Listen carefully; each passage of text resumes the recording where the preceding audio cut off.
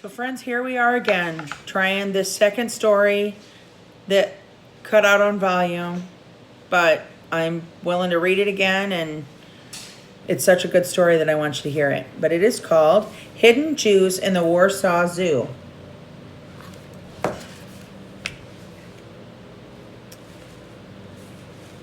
Antonia Zabinski was the zookeeper's wife at the Warsaw Zoo in Poland.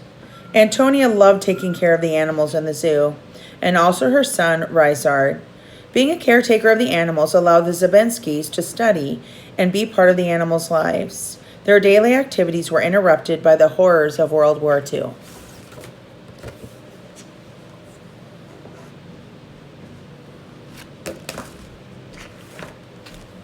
The Nazis, a group ruled by Adolf Hitler, invaded countries and hurt the Jews. Because they believed the Jews were not equal to them, the Nazis decided Jews should not exist anymore.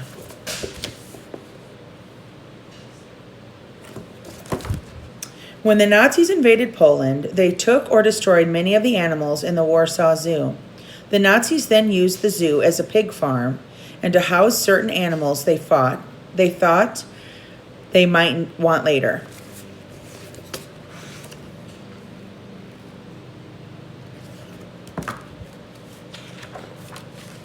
The Zabinskis thought the Jews were equal to everyone else, but the Nazis forced the Jews in Warsaw into a town ghetto.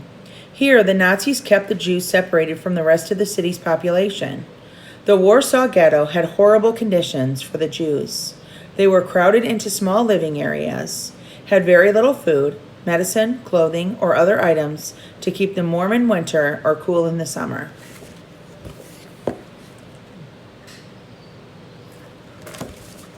Seeing this cruel treatment of the Jewish people, Antonia's husband, Jan Zabinski, joined the Polish resistance, a group that worked secretly against the Nazis by sneaking Jews out of the Warsaw ghetto and finding them places to hide.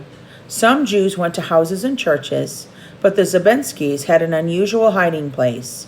They used the Warsaw Zoo as a hiding place for Jews taken from the Warsaw ghetto.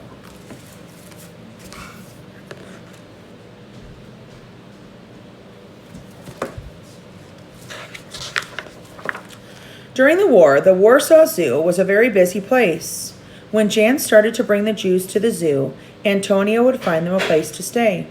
Whether they hid in their villa, in the animal cages, or in an underground pathway that led from the villa to the animal cages, over 300 Jews came to the zoo during the war.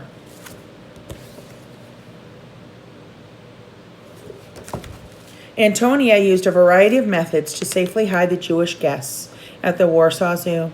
She called the guests by animal names, and the animals in the zoo were called people names.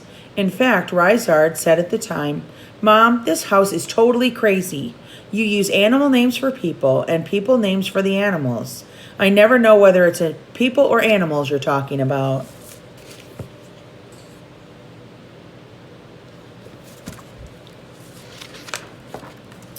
Before the Jews could go into hiding in the animal cages, Antonia would dye their hair blonde with bleach. One family's hair turned red instead of blonde. Ryszard thought they looked like squirrels, so from that day forward, that family was nicknamed the Squirrels while hiding at the Warsaw Zoo. She also dressed the guests in furs to hide them from the Nazis who came into the zoo.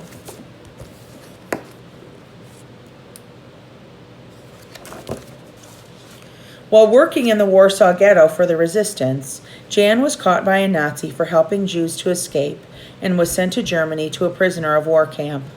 Antonia posted many notes and tried throughout the war to locate and contact Jan. With her husband gone, the care of the hidden Jews and Ryszard was left up to Antonia. She often thought about Jan and where he was, but she knew she must carry on their work. To do this, Antonia involved young Ryszard in taking care of and feeding the Jewish guests and the animals.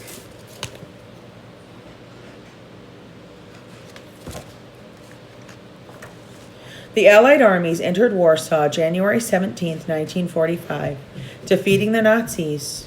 Fortunately, Jan returned to his family and the Warsaw Zoo after the war. In 1947, the Zabinskis began cleaning, repairing, and rebuilding the zoo. Many of the animals that had been taken by the Nazis during the war were returned. On July 21st, 1949, the Zabinskis reopened the Warsaw Zoo to the public.